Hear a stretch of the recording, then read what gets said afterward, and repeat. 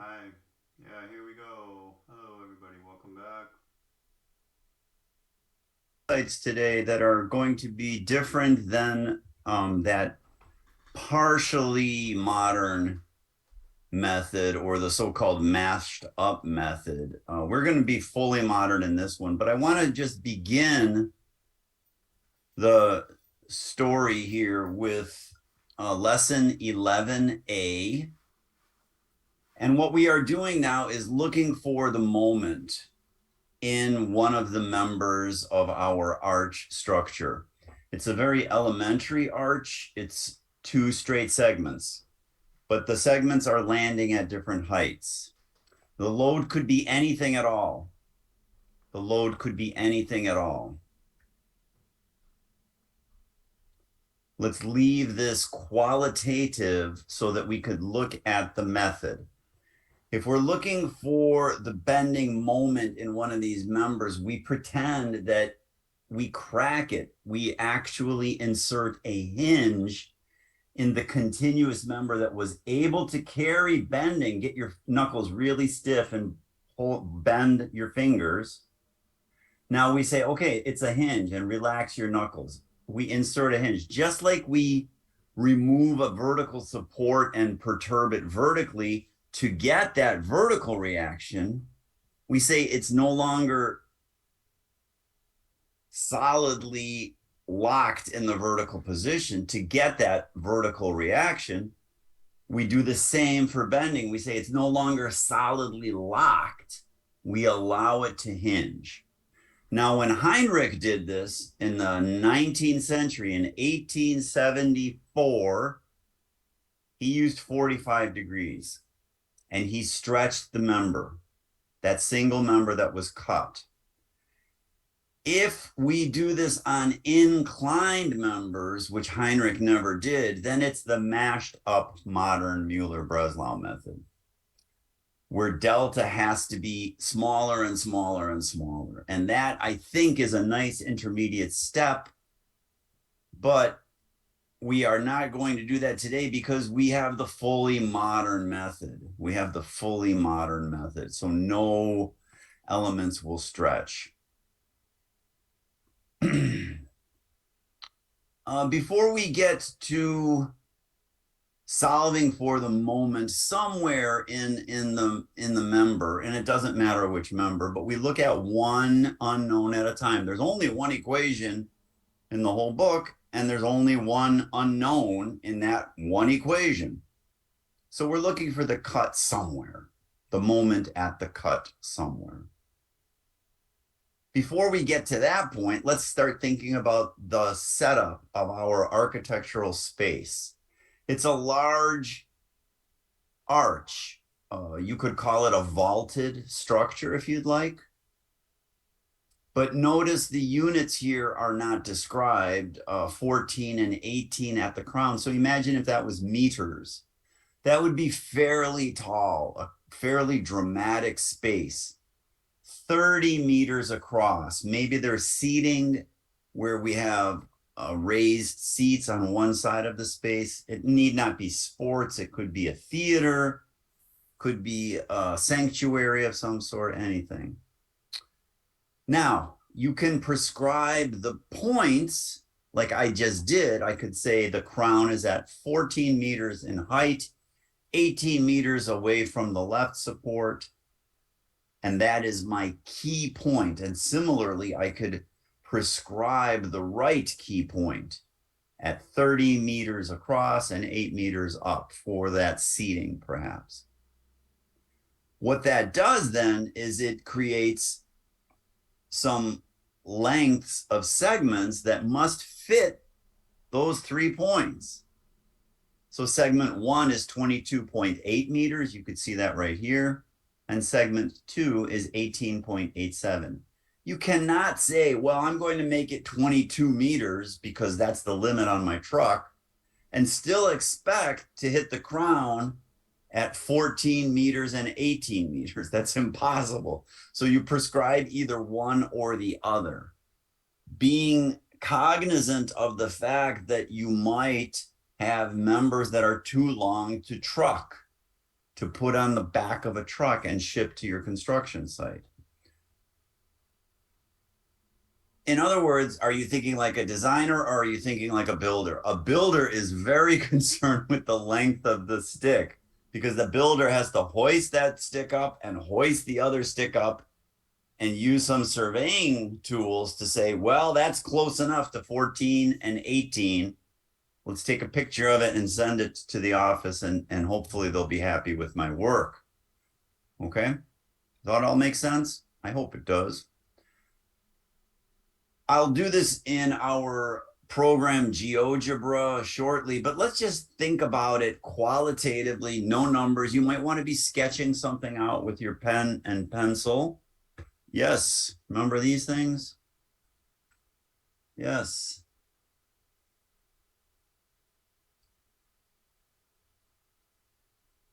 So what I did was I dropped a point on the left part of the arch and I made it a red diamond. You could use any icon you want. Now it is glued to that element. It can slide anywhere along that element. So now it is parametric. I am not prescribing the coordinates of that point. I am insisting that it be glued to that arch, the left stick, which was segment 1 before. I hide segment 1 and I draw 2 new segments from left to the cut and from the cut to the crown. The first segment will be segment 1A and the second segment will be segment 1B. Don't call it segment 2 because you've already used that character in your script. Think like a programmer now. And what will I do? I will say that that cut is literally a hinge. My knuckles become loose and my fingers can flop over freely without any rotational restraint. The rotational restraint is what we call moment or bending moment. I didn't come up with a word. Maybe I think it's much easier to think about it as rotational restraint, not translational restraint. Translational restraint would be taking my fingers and literally moving them in some direction. Here I am rotating my fingers about an axis freely. How do we use the fully modern Muller Breslau method for moments? This is not the mashed up version. This is the full modern version. So we recreate the structure and the cut point is very quickly found. You don't need to describe that distance, but we have that distance. We called it segment 1A. So you could create a circle of radius segment 1A centered on left, and it will intersect the original cut, and any point on that circle will signify the perturbed cut point. Another way of doing this in the program is to say circle center through point. And then you click on the left point and you click on the cut point and it will figure out the radius of that circle. Either way is fine. Now, what's the next step? So I'd like you to really pause the video and think about the next step. And I will do these next steps for you. But if you could figure it out, then you don't have to watch the video where I'm clicking the mouse and doing all of the work for you. You could just go ahead and do it.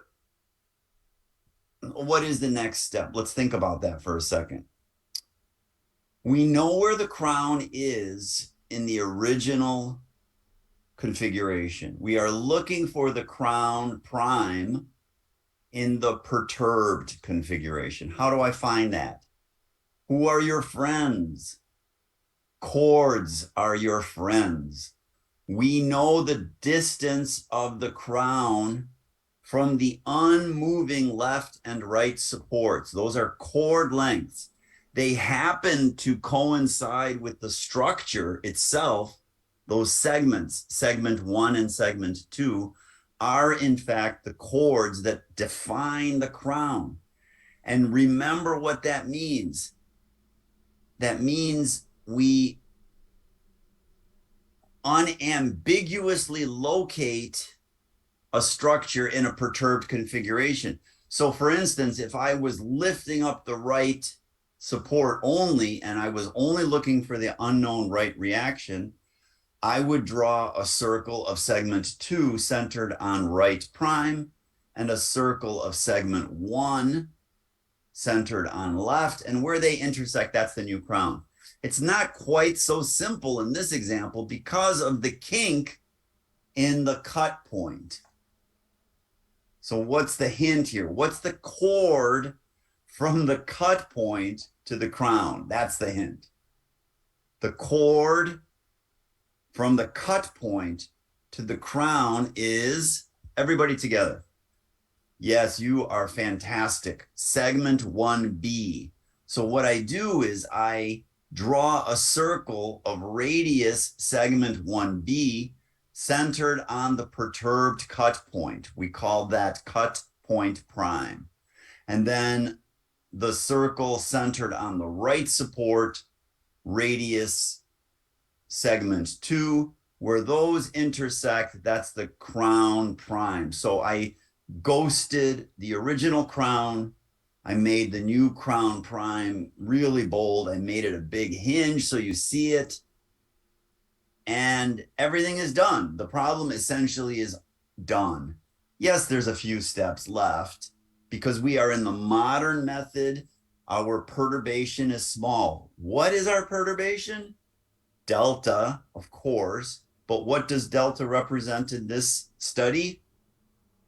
The rotation of the cut point, your knuckles. So as delta gets smaller and smaller, the answer approaches truth with a capital T, as we like to say in this course. Delta is the relative angle, and I made it roughly 45 degrees to show you what Heinrich would have done had Heinrich taken my course instead of the other way around. I took Heinrich's course in 1880, I think it was. And but we didn't have the computer back then. So, and Heinrich never showed me this. So I came up with this for the new book. And it's based on a lot of different ideas that other people have done, which is why I'm calling it the Modern Muller Breslau Method. But I show you here that this isn't the mashed up method. Remember the mashed up method? The right stick did not move at all in the mashed up method. Now everything moves. And I know what you're thinking. I know what you're thinking. You're thinking, wait, in that asymmetric case, I know that if you have two straight sticks and you only load one of the sticks, the other stick has no bending. That's what you were thinking. Am I right? So how is that possible? Because everything is moving. There's energy associated with both sides of the stick. And there shouldn't be any energy associated with the right side of the arch in that asymmetric case, because that cannot induce bending on the left side. I knew you were thinking that. I win. Okay, well, here's the answer. The answer is that as delta gets really small, look at delta, just a little bit of delta. What is happening on the right side of the stick? Nothing. There is no energy on the right side of the stick. In fact, the crown doesn't even move. For a very, very small delta, the crown doesn't move. And that is huge, ladies and gentlemen. That is huge. Because if you loaded up the crown with a point load, like a scoreboard or a speaker, if this was a theater, you might hang a speaker there, or lighting. There's no bending in the left stick if the load is at the crown. Show that to your civil engineering friends. They will be stunned. That's why they always move it a little to the left and a little to the right of the crown. So here's our only equation in the whole book: unknown times delta plus each F times each loft equals 0. thing of beauty. I just got a little emotional there.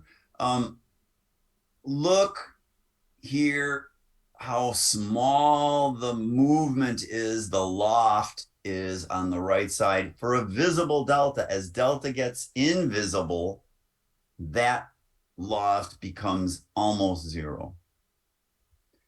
Your etude, your study is to recreate this assignment. Anything you want.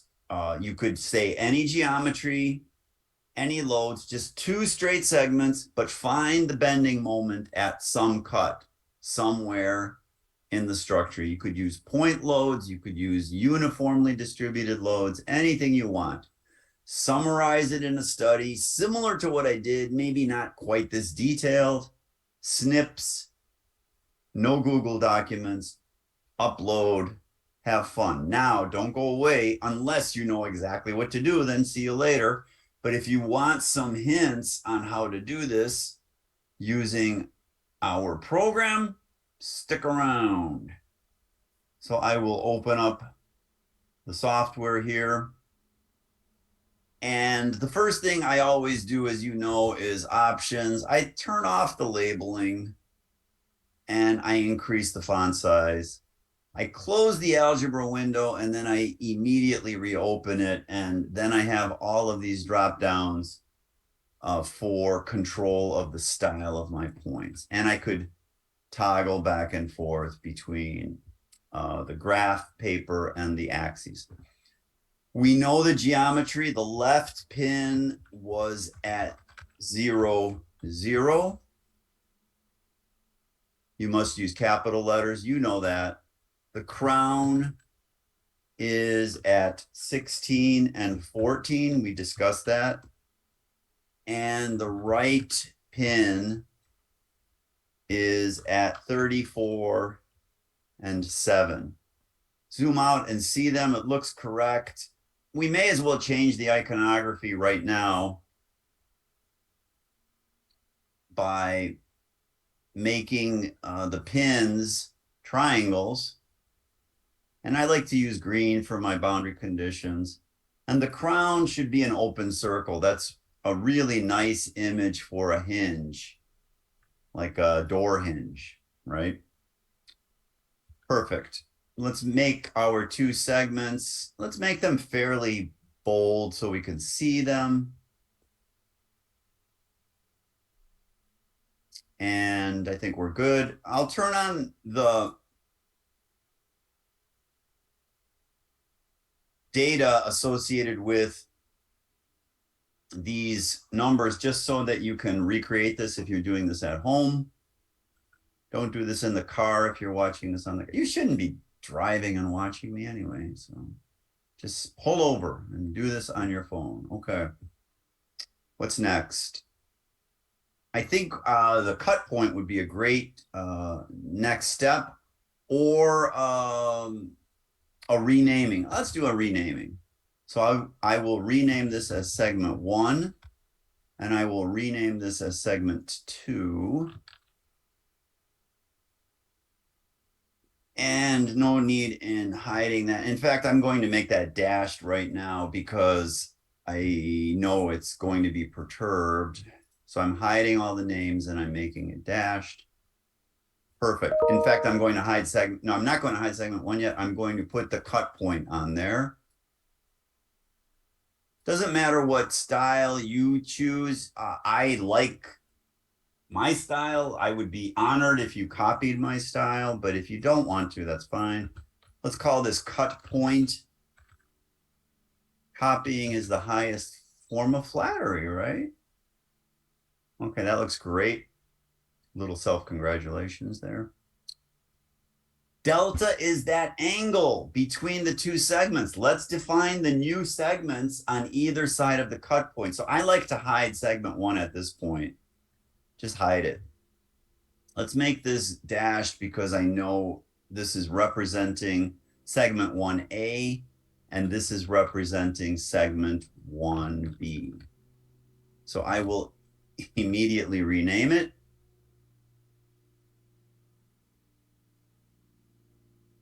Very good. Where is the cut point on the perturbed configuration? Super fast. You could do it two ways. I think this is the fastest way. Look, circle with center through point. Center point. What could be faster than that? The other choice would be circle, center, and radius, centered on the left, radius segment 1A. There is my cut point prime, rename that. And let's draw the stick. Let's make it solid because this is the final shape. And hide, do not delete things, just hide them. Okay, the next step, this is the one that I asked you to pause, remember? So if you were a good student, and you're such good students, right? If you were a good student, you actually did listen to me and you paused and you could answer this question just like this now. So if you didn't do it before, you got to do it now. What is the next step?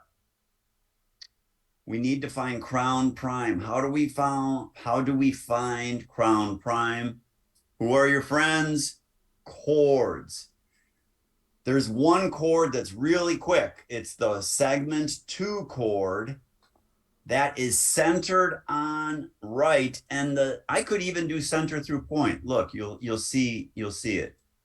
Center through point. There's the center. That's the point, right? This is a circle of radius segment 2. It has to be. You could see it. Now, the new crown is somewhere on this circle. How do I find that point? Yes, I heard you. I heard you. You're such a good student.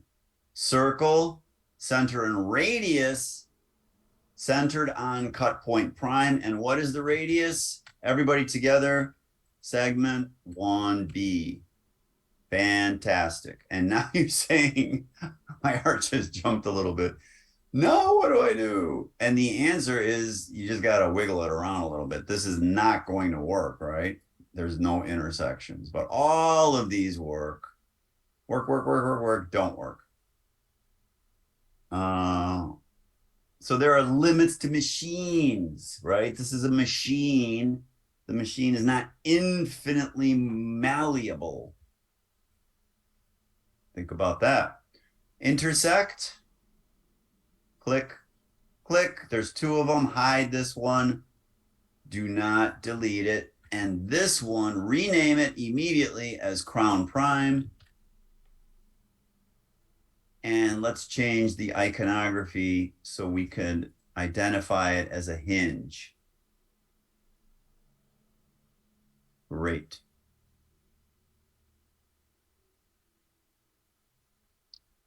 I will hide both of these. I don't want this cluttering up my hallways. And here's the final shape. Woo-wee, that looks great. Yeah, that was self-congratulating. I'm going to hide the names, the descriptions of these. I don't need all that.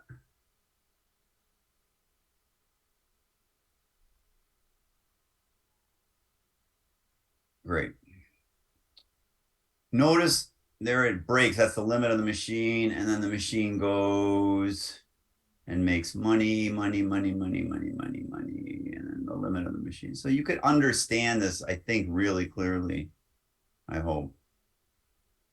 Now, the lofts are just whatever loads you have. The loft has to be in that direction. If you have a horizontal load, you must find the horizontal loft. If you have a vertical load, you must find the vertical loft. If you have a load that is hitting your arch perpendicular to the arch, the loft is perpendicular to the original arch, not to the perturbed arch. The direction of the loads never changes in the modern method. We've said all this before, I think, but I will say it once again. If you have a load here somewhere, if you have a load here, What is the position of that load on the perturbed shape? Circle, center through point. There's the center, there's the point. Alternatively, you could march along that stick to find the radius, but that's a lot of work. I don't want to do that. And then find this intersection on the perturbed arch. If that is your load and the load is vertical, you are looking for the vertical distance. You are looking for the vertical distance if the load is vertical. Let me draw two parallel lines and to show you that. Okay. You're looking for that vertical loft, the vertical loft, if that's your load point.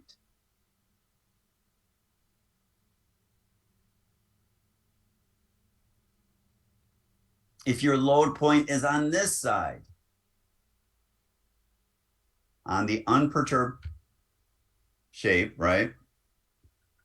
Where is it on the perturbed shape? Circle, center through point. Find where it is on the perturbed shape. Suppose your load was horizontal. You are looking for the horizontal loft then. So here to here.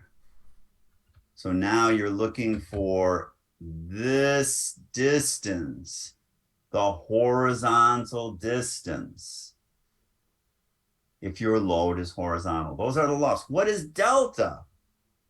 What is delta? What is delta? Delta is the angle between the two segments that have been cracked. Let me repeat, delta is the angle between the two segments that have been cracked.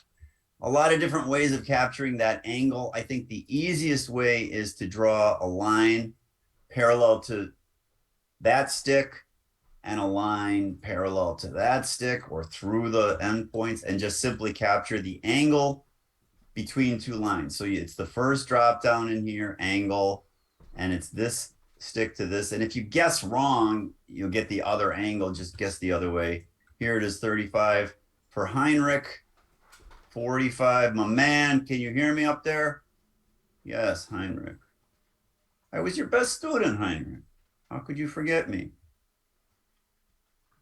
But okay, so that is delta. Now, occasionally I'll get questions about, well, wait a minute, aren't we supposed to say delta is radians? And the answer is yes.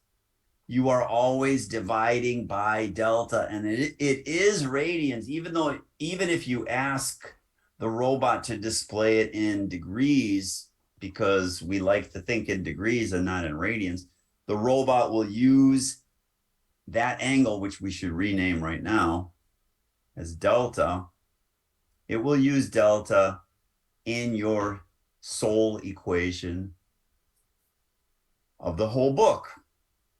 So I think that is the story, right? Yeah, I think that's the story. What do you need to do? You need to get a structure that looks something like this. You could do anything you want, but I'd like it to be, reasonably large. Not a dog house. You would never go through the trouble of building this for a dog. Where's the dog? Hey, dog, where are you? Dog, Frank Sinatra. Say hi to the people. You would never build it for this dog, right? So build it something grandiose, right? Something large. Not 1,000 meters, maybe not even 100 meters, but 20 meters, 30 meters. That's large. That's the elephant house, okay? Great. And then put a load on it. You could put one load on there. I don't care. You could put a uniform load on. You could put a horizontal load on. You could put a normal. We use the word normal when it's perpendicular to the surface. You could do that. Get the loft associated with that load at the load point, and then force multiplied by loft plus the unknown, which is the moment, multiplied by delta, all of that equals 0. That's the only equation in the whole course. Okay, I think you will do great on that lesson. Let me just show you the summary one more time. It's a 3-hinged arch. Apply some loads, solve for one particular bending moment. Do so with the modern Muller Breslau method. Obviously, there is a theoretical answer. Obviously, if you are a non-technical major, don't worry about the theory. You could win an espresso, though, if you go to our sponsors